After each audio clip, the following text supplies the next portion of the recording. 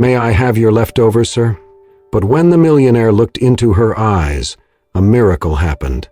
Under the dim glow of chandeliers shaped like frozen stars, the hum of wealth whispered through every corner of Le Pavillon, the most exclusive restaurant nestled in the beating heart of the city. It was a night draped in velvet stillness, broken only by the soft elegance of a piano weaving through the air. Every table was a quiet kingdom of power and prestige, lit by candles and crowned by crystal. In the farthest corner, tucked behind an arrangement of orchids and shadow, sat John Maxwell, 48 years old, tech mogul, billionaire, and widower. His Armani suit was tailored to perfection, his platinum watch catching stray flickers of light, but none of it could cover the hollowness in his chest. He stared blankly at the untouched filet mignon before him, its aroma rich and inviting, though it might as well have been dust. Across from him, the empty chair echoed more loudly than any sound in the room.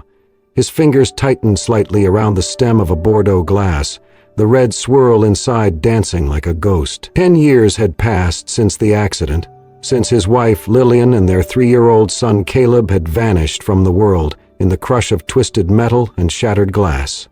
Since then, John had filled his life with silence, routine, and an empire of distractions. He lifted the glass slowly, as if the weight of it held memories. But just as he brought it to his lips, a voice broke the air beside him. Soft, trembling, unexpected. "May I have your leftovers, sir?" John froze. He turned his head sharply and found himself looking down at a young woman standing beside his table. She could not have been older than 19. Her blonde hair was pulled into a loose, messy bun, with strands falling out in weary curls. Her coat was threadbare, clinging to her shoulders against the early autumn chill. In her arms was a baby, perhaps 7 or 8 months old, wrapped in a faded blanket. The infant's eyes, wide and luminous, were fixed on the mound of mashed potatoes and slices of meat still steaming on John's plate. The girl's voice had been almost a whisper, yet somehow it had sliced through the quiet of the restaurant like a violin string snapping. John blinked as if waking from a long, dense sleep. Around him, the room stilled. Forks paused mid-air. Conversations trailed into stunned silence. A waiter began to step forward, concern already wrinkling his brow, but John raised a hand subtly. The gesture was small yet commanding. He studied her face. There was no shame in her expression, no hint of manipulation or pity-seeking, only exhaustion and something deeper. A quiet fierceness, a need not for herself, but for the tiny life held close to her chest. She held the child with the kind of protective devotion that stripped everything else from the moment. She was not begging. She was not stealing. She was surviving. John's throat tightened. The candle between them flickered. In that instant, something shifted inside him. Not a grand epiphany, not yet, but a murmur, a spark. And though he did not know it then, that one moment, that single question, would dismantle the walls he had spent a decade building and lead him toward a redemption he never sought, through a love he never expected. He stood there for a long moment, frozen, his gaze locked on the girl, as if the rest of the world had melted away into background noise. Her blonde hair was unbrushed, falling in disheveled waves around her face and shoulders, the strands catching glimmers of candlelight like broken gold. Her coat barely covered her frame, sleeves too short, the fabric worn thin at the elbows. On her feet were a pair of sneakers, tattered, soaked in city grime, and nearly splitting at the seams. But it was not her appearance that made John's breath catch. It was her eyes. They did not beg. They did not waver.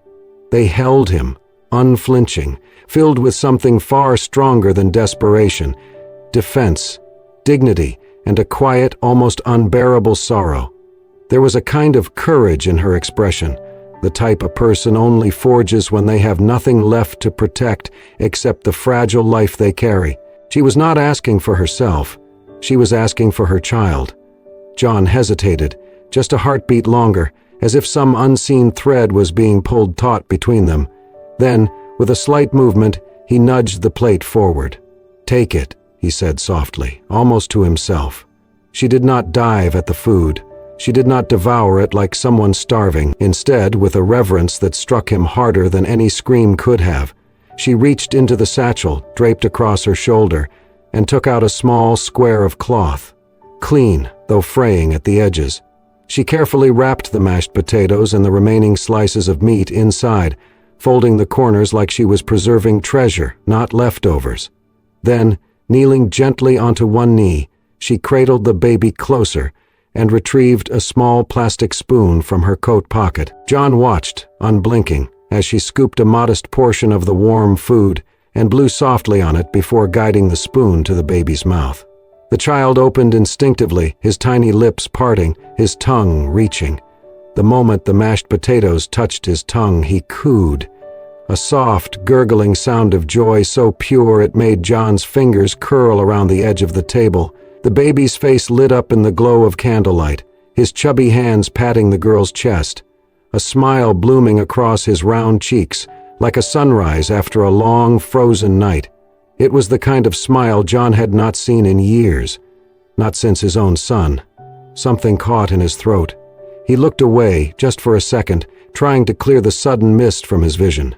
But his eyes snapped back as soon as the baby let out another happy sigh, as if the warmth of one spoonful was enough to fill him with delight.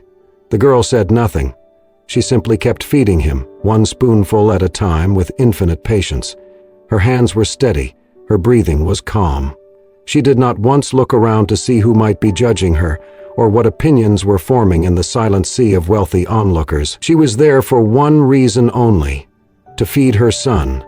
John's heart twisted in his chest, slow and deep, like something old waking from a coma. It was not pity. It was not charity. It was the undeniable truth that he was witnessing something sacred, a kind of love that could not be bought, replaced, or even fully understood by those who had never felt loss. When the baby seemed full, the girl carefully tucked the cloth bundle into her bag, adjusted the blanket around the child's body, and stood. She glanced once more at John, nodding slightly, not as if to thank him but as if to acknowledge something unspoken between them.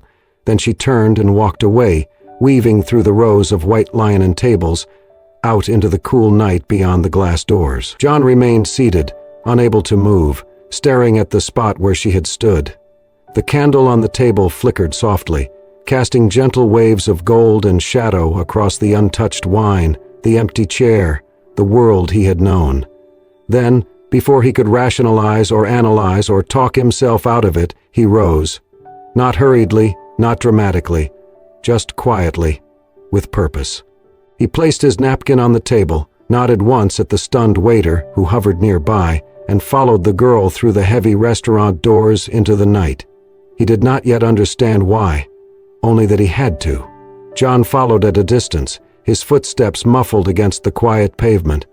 The city noise faded behind him as the girl slipped down a narrow alleyway, clutching the baby to her chest like a fragile shield against the world. She moved quickly but cautiously, as if every shadow might swallow her whole. He did not know why he followed, only that something deeper than curiosity pulled him along. It was not pity, it was recognition. The alley opened into a crumbling parking lot flanked by brick buildings. Abandoned cars sat like ghosts, but one, an old dented Navy sedan, was different. It was lived in. The windows were fogged, the paint was peeling, but it was shelter. She walked to it without hesitation, opened the back door and carefully settled in with the baby. A thin blanket served as a mattress.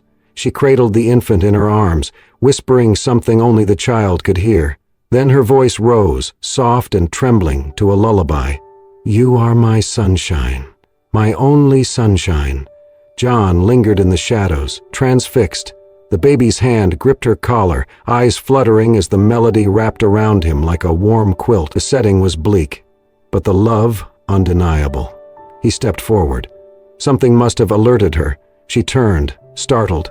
Their eyes locked. "I'm sorry," he said, hands raised in peace. "I just wanted to see if you were okay." "You followed me," she said, guarded. "Yes, I did." She didn't run. She didn't cry.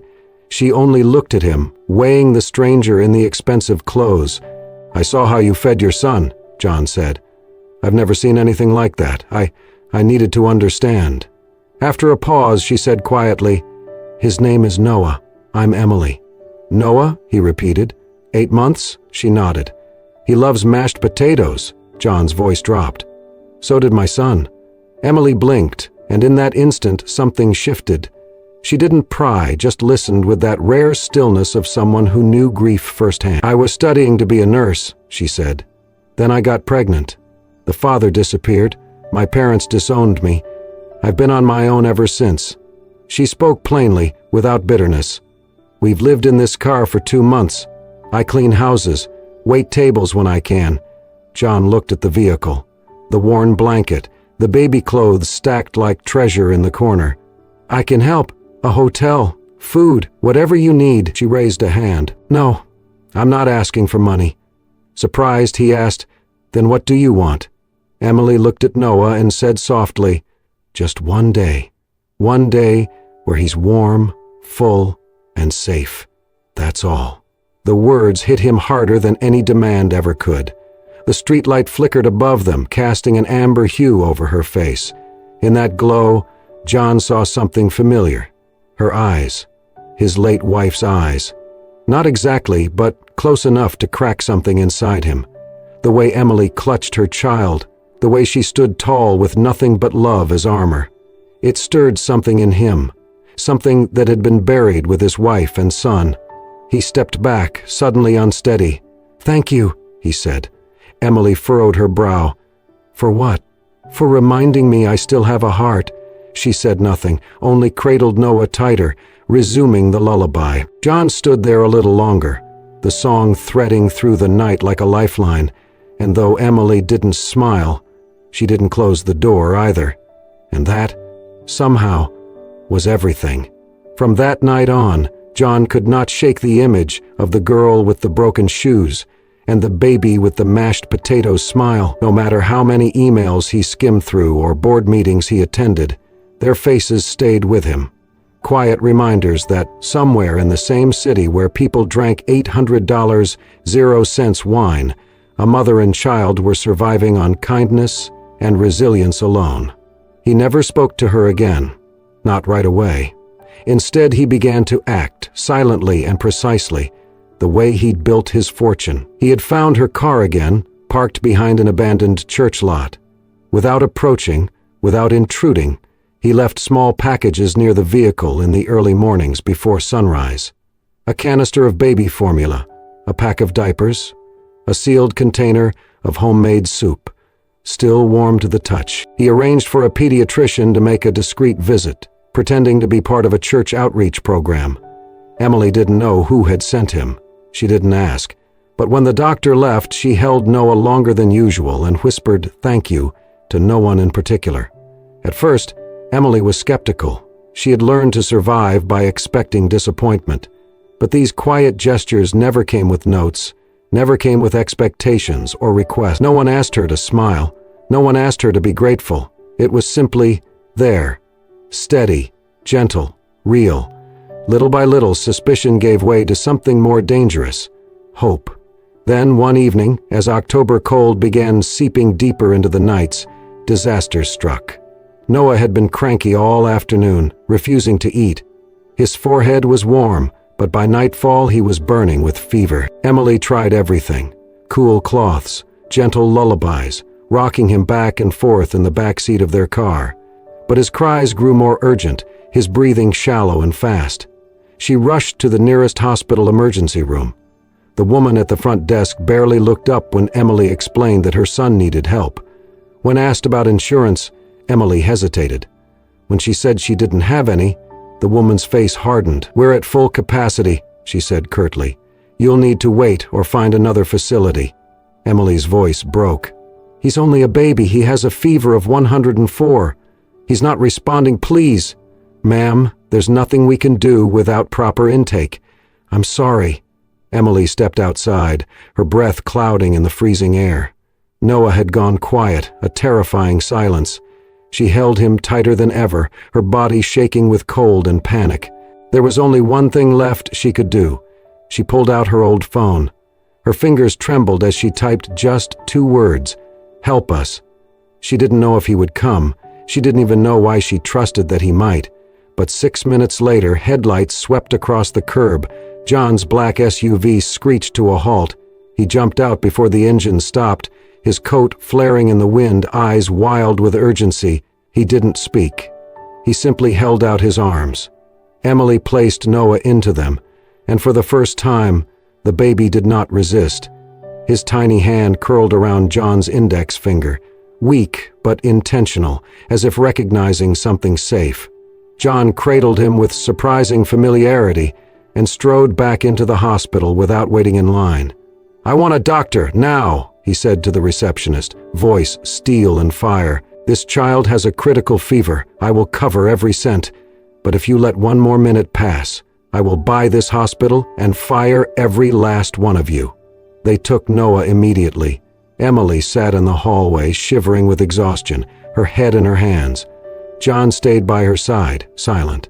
When the nurse returned with updates, Noah was stable, resting, and would be monitored overnight. Emily exhaled a breath she hadn't realized she'd been holding since sunset. She looked at John, eyes glassy, voice barely audible. "You came." He nodded. "Of course I did." Tears spilled over before she could stop them. She leaned into him, chest heaving with relief and something deeper, grief maybe, or release. Her head rested against his shoulder, and John, without hesitation, wrapped his arms around her. He did not ask her to calm down. He did not ask her to explain herself. He just held her as the quiet hours of the night passed outside those sterile, fluorescent walls. It was the first time Emily had let herself fall apart since she'd become a mother, and for John it was the first time in 10 years that holding someone didn't feel like betrayal. They did not speak of love. They did not define anything that night. But something shifted irrevocably in that moment, in the steady heartbeat of the man who had once sworn never to care again, and in the breath of the girl who had only known how to survive, not because he had rescued her, but because finally she did not have to be strong alone. It began with a photo, slightly blurry, taken at night, of John Maxwell exiting an emergency room with a baby in his arms and a young woman close behind. Within hours, it flooded social media, blogs and tabloid headlines. Tech billionaire's late-night rescue, teen mom and the tycoon. The internet exploded. Emily's identity didn't stay private for long. A leaked hospital intake form confirmed her name. Then came the commentary. Waves of speculation, judgment, and cruelty. Some praised John, calling him compassionate, generous. Others were vicious. "She's a gold digger. This was planned. What kind of man gets caught up in something like this?" In the apartment John had arranged for her and Noah, Emily sat in darkness, the only light from her phone. Each swipe brought more venom. Each headline, more shame. Her chest tightened. Her hands trembled. She turned off the screen, afraid the light alone might touch her son with that same poison. Noah stirred in his crib. She stood and gently placed a hand over his chest, soothing him. Then she sat back down on the edge of the bed and stared at the floor until morning. When John walked in, he knew something had changed. Emily's posture was closed off, her expression distant. "I can't do this," she said. "I don't want my son growing up in scandal. I don't want him seeing lies one day and wondering if they're true." John sat beside her. "You didn't do anything wrong," he said softly. "Neither did Noah." She shook her head. "People don't care. They already decided who I am." John's voice steadied. "Then let me tell them who you really are." That afternoon, he called his publicist. No statements, no scripted press release. He wanted to speak plainly, publicly, and with no filters. The next night he went live on national television. The setup was simple, a quiet studio, soft lighting, no distractions. The interviewer asked nothing shocking, just gave him space to speak. John began not with Emily, but with Lillian and Caleb. He told the story he had avoided for years. The accident, the silence, the way grief had hollowed him out. He talked about the illusion of success and how it had hidden a very real emptiness. "I stopped living the day they died," he said, and then he spoke of Emily. "She wasn't looking for charity," he said. "She wasn't even looking for help. She just wanted to feed her son, and in doing so, she woke something in me I thought I had lost forever. His voice cracked as he added, "She didn't take anything from me. She gave me something no one else could, a reason to care again, a reason to breathe." He looked into the camera. "Emily is not a headline. She is a mother. Noah is not a prop. He is a beautiful child. I did not save them, they saved me." The interview was raw, unguarded, and deeply human. And it worked. The next morning the tide shifted. Online conversations changed. People began defending her. Mothers shared their stories. Single parenthood, poverty, judgment. Nurses spoke up, explaining how many girls like Emily fall through the cracks. Donations started flowing into shelters. A mother in Kansas started a community fund for women just like Emily. Emily didn't speak to the press. But the next morning, she showed up at John's front door, Noah bundled against the cold. She didn't knock. He opened the door before she could. Her eyes were tired but determined. "I'm not leaving," she said. "If you still want us, we're here." John did not speak. He stepped aside, let them in, and for the first time in years, he felt something shift, permanent and peaceful. A door, not just in his home, but in his heart, opened. A family, unexpected and unscripted, had begun. The apartment John rented for them was nothing extravagant, modest by his standards, but warm, sunlit, and quiet. It had 2 bedrooms, soft gray walls, and windows that caught the morning light just right. Emily moved in with nothing but 2 duffel bags, a baby carrier, and the weight of someone who had never been given a safe place to exhale. But within a week, that space began to feel lived in. Pictures colored by Noah taped to the fridge, small socks draped over the heater, the scent of baby lotion and lullabies lingering in the air. They never discussed what they were to each other. Not at first. There were no declarations, no labels, no timelines. They simply lived together. John visited every morning. At first it was under the pretense of checking in, bringing groceries or a package of diapers, but soon it became routine. He would knock, let himself in, and Noah would light up with recognition, bouncing in his crib at the sound of the door. Emily would already have coffee brewing, her hair pulled into that same loose, graceful knot, and they would share breakfast, stories. John learned how to hold a baby bottle at just the right angle, how to warm milk without overheating it, how to change a diaper, clumsily at first, then with a confidence that surprised even him. He memorized the rhythm of Noah's cries, understood the difference between hunger and discomfort, tiredness and frustration. One afternoon, as he rocked Noah to sleep, the baby's small hand clinging to his shirt, John realized something simple but seismic. He didn't want to leave, not after the nap, not after the next hour. He wanted to stay. Emily noticed it too. The way John lingered, how he listened to Noah's babbles like they were symphonies. He never tried to impress or control. He simply showed up, day after day, with quiet hands and eyes that had once been hollow but were now slowly refilling with light. She had never known love that didn't ask for anything back. But she had never known a man to simply be present, not to fix her, not to own her story, but to walk beside her in it. In the soft hours between feedings and bath times, a new kind of connection formed. It was not the fiery kind of love the world romanticized. It was slower, deeper, born not from passion, but from persistence. One evening, after Noah had finally fallen asleep, Emily and John sat on the balcony in silence, a blanket draped between them. The city below glimmered in gold and blue, but neither of them looked down. John turned toward her, his voice gentle. "When I lost Lillian and Caleb, I thought that part of me died with them. The part that wanted to care, to belong, to be needed." Emily looked at him, eyes glistening in the moonlight. "You didn't lose it," she whispered. "It just waited." They didn't kiss that night. They didn't have to. The moment stretched between them like a promise, unspoken, but deeply understood. And in that moment, Emily smiled. Not the kind of smile she gave nurses out of politeness or Noah out of reflex. This one was just for him, full and rare. For the first time in years, John smiled back, a real smile. Quiet, softened by healing, lit from within. They were not yet lovers, they were not yet a family in name, but they were something stronger. Two people who had been broken open by loss and found in each other the slow and steady beginning of home. It came one afternoon in a plain white envelope, wedged beneath the apartment door like an unexpected gust of wind. Emily stared at it for a long time before opening it, her hands trembling slightly as she unfolded the letter inside. The handwriting was familiar, tight, neat, and unmistakably her mother's.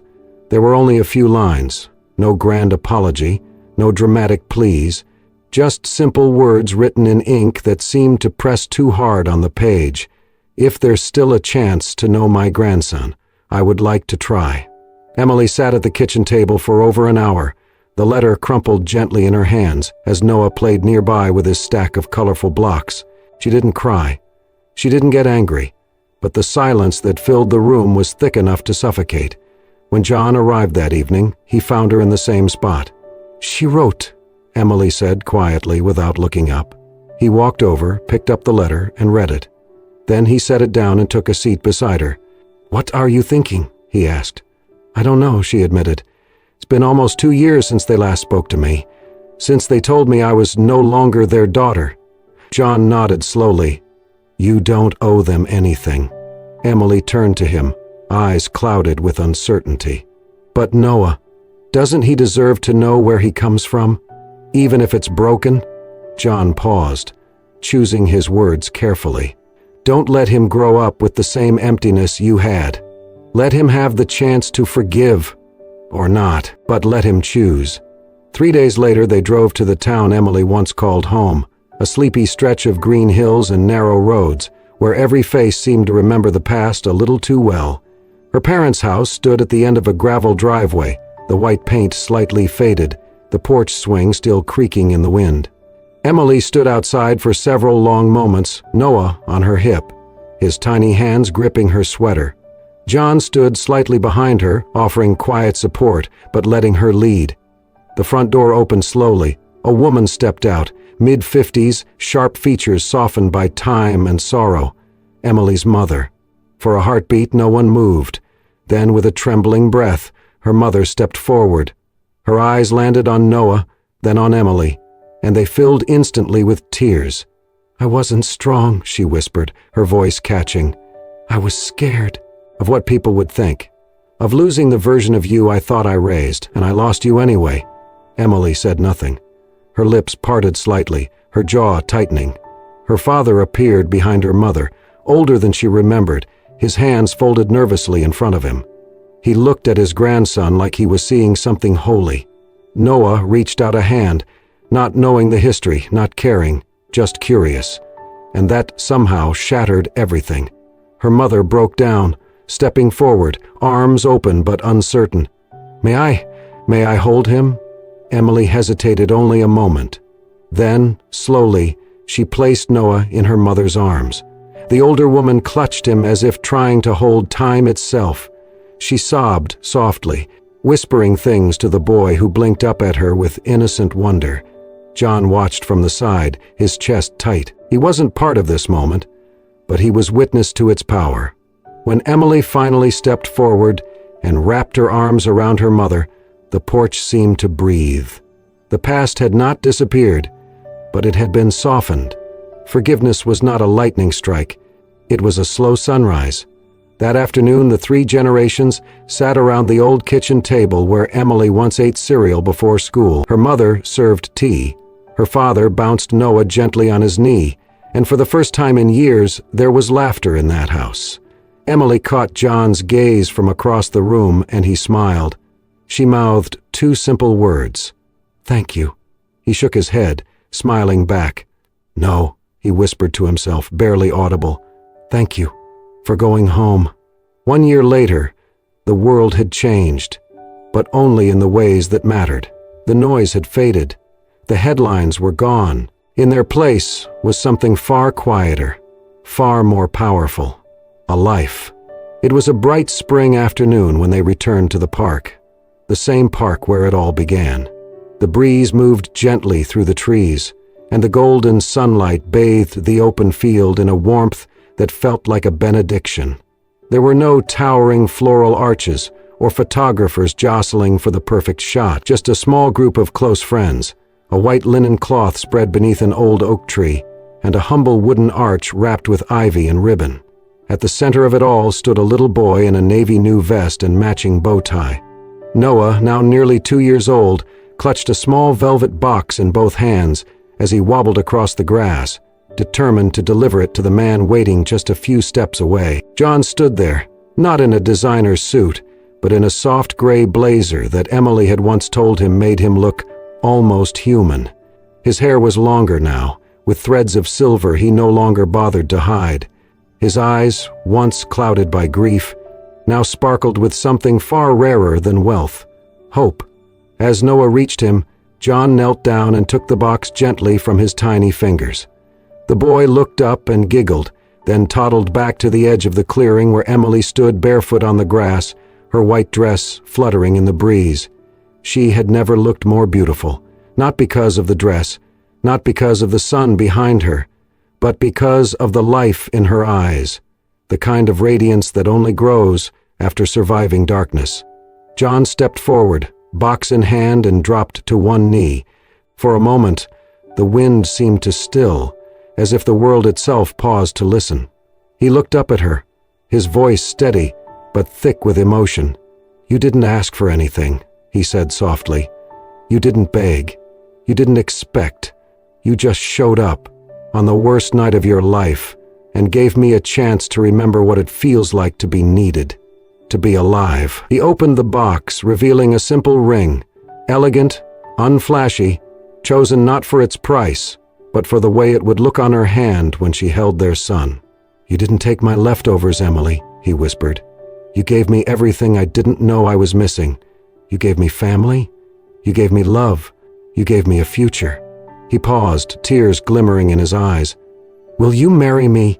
Emily's hand flew to her mouth, her eyes filled before the first tear could even fall.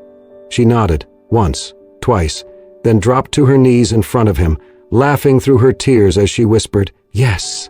They embraced, arms folding into one another like pieces of a puzzle long lost and finally found. The minister began the ceremony, simple and short, while Noah played with the petals on the ground, occasionally glancing up as if trying to understand what made the grown-ups so emotional. But it was during the vows, right as John promised to love not just Emily, but the son who had brought them together, that Noah wandered up and wrapped his arms around John's leg. "Daddy," he chirped. And just like that, the entire park held its breath. John looked down, eyes wet, and bent to pick up the boy. Holding him with one arm and Emily with the other, he whispered, "I love you, son." In that embrace, under the sun, with no audience but a few friends and the sky, everything that had once been broken felt whole again. John had not rescued a young mother. She had rescued him. From grief, from isolation, from a life so polished and empty it had nearly swallowed him whole. And in the place of loneliness, a new family had been born. Not from blood, not from planning, but from a whisper, a question, and a plate of mashed potatoes. They were not perfect. They didn't need to be. They were together. And that, finally, was enough. And so, from a single whisper in a luxury restaurant, a story of love, redemption, and second chances unfolded. What began as a request for leftovers became a journey that redefined what it means to be a family. John didn't just open his heart, he opened his life. Emily didn't just survive, she found home. And little Noah, once cradled in a stranger's arms, now walks beside a father who chose him not by blood but by love. Because sometimes the most extraordinary stories are born from the quietest moments. If this story touched your heart, made you feel, made you hope, or even brought a tear to your eye, don't forget to like, share, and most importantly, subscribe to Soul Stirring Stories, the channel where every story is made to heal your soul and remind you that compassion is the most powerful miracle of all. We'll see you in the next story.